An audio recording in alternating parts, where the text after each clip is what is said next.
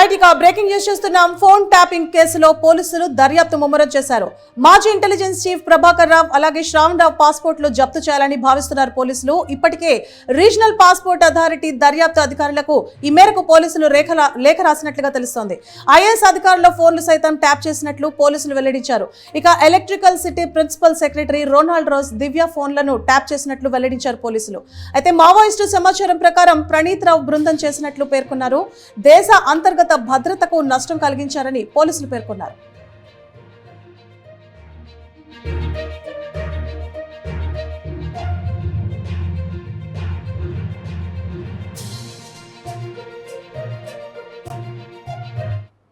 Right ఇక breaking news చూస్తున్నాం. Phone tapping కేసులో పోలీసులు దర్యాప్తుని ముమ్మరం చేశారు. ఇదే అంశానికి సంబంధించి మరింత సమాచారాన్ని మా క్రైమ్ బ్యూరో చీఫ్ కృష్ణ అందిస్తారు.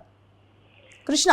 సువర్ణ, ఏదైతే ఈ ఫోన్ ట్యాపింగ్ కేసు అంశానికి వ్యవహారానికి సంబంధించి ఏదైతే న్యాయమూర్తులు అడిషనల్ పీపీలు వీరందరి ఫోన్లు కూడా ట్యాపింగ్ చేశారని తెలియడంతో ఈ వార్తల్లో పత్రికల్లో వచ్చిన కథనాలను హైకోర్టు సుమోటోగా స్వీకరించడం, దీనిపైన ప్రభుత్వానికి ప్రభుత్వం కౌంటర్ దాఖలు చేయాలని చెప్పి ఆదేశాలు జారీ చేస్తున్న నేపథ్యంలో ఇటు పోలీసు ఏదైతే దర్యాప్తు చేస్తుందో సిటు బృందం ఇప్పటికే ఒక కౌంటర్ దాఖలు చేసింది.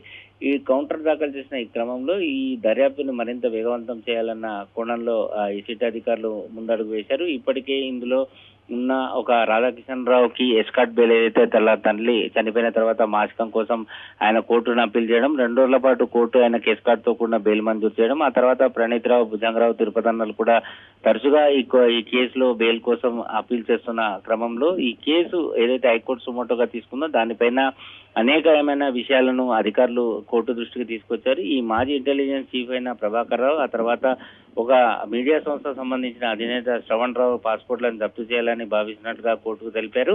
ఇప్పటికే రీజనల్ పాస్పోర్ట్ అథారిటీ అధికారులకు ఒక లేఖ రాయడమే కాకుండా వీరికి సంబంధించి విదేశాల్లో ఉన్న వీరిద్దరి కోసం అని చెప్పి ఇంటర్పోల్ కి బ్లూ నోటీసులు కూడా జారీ చేయడం కూడా జరిగిందని కూడా కోర్టు దృష్టికి తీసుకొచ్చారు. ఏదైతే electric city principal secretary Ronald Raj Divya, ఆ తర్వాత అనేకమైన అటు జడ్జీలకు సంబంధించిన కానీ కోర్టుకు సంబంధించిన ముఖ్య వ్యక్తుల ఫోన్లు ట్యాపింగ్ చేయడం చేసి దాన్ని మావోయిస్టు సమాచారం కోసం చేస్తున్నట్లుగా ప్రణీత్ రావు బృందం అనేది పేర్కొని ట్యాపింగ్ పాల్పడినట్లుగా కూడా తెలుస్తుంది. వీరందరూ కలిసి దేశ అంతర్గత భద్రతకు నష్టం కలిగించారని కూడా కోర్టులో సిట్ అధికారులు స్పష్టం చేయడం జరిగింది. ఏదేమైనప్పటికీ కాస్త స్తబ్దుగా నడుస్తున్న ఫోన్ ట్యాపింగ్ అంశం హైకోర్టు సుమోటోగా తీసుకున్న తర్వాత మరోసారి స్పీడ్ అందుకోవడం జరిగింది. కృష్ణ, అయితే మనం చూసుకుంటే అంతర్గత భద్రతకి సంబంధించి మనం చూసుకుంటే ఐఏఎస్ కానీ ఐపీఎస్ ఆఫీసర్లకి, ఎమ్మెల్యేలు, ఎంపీలకి సంబంధించిన ఫోన్లు కూడా ట్యాపింగ్ జరగడం చూసాం మనం. అయితే అంతర్గత భద్రతను పక్కన పెడితే ఈ కేసును సుమోటోగా కాకుండా ఇంకా ఎలాంటి చర్యలు తీసుకోబోతున్నారు, ఎలాంటి సెక్షన్ అమలయ్యే అవకాశం ఉంది, ఎప్పటి వరకు కొలుకొచ్చే అవకాశాలు ఉంటాయి? సో ఈ కేసు వ్యవహారానికి సంబంధించి ఏదైతే దేశ అంతర్గత భద్రతకు నష్టం కలిగేలా వీళ్ళు చేశారు అని చెప్తున్నారు. అందుకోసం ఐటీ యాక్ట్ నమోదు చేయాలి అని కూడా చెప్తున్నారు.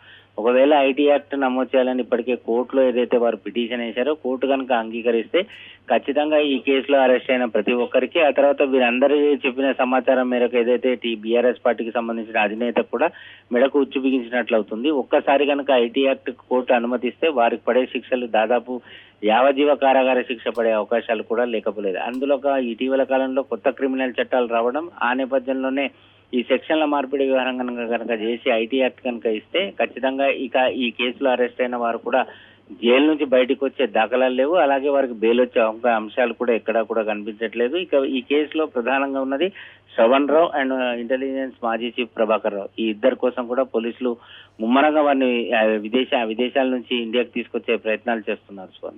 Right, thank you Krishna.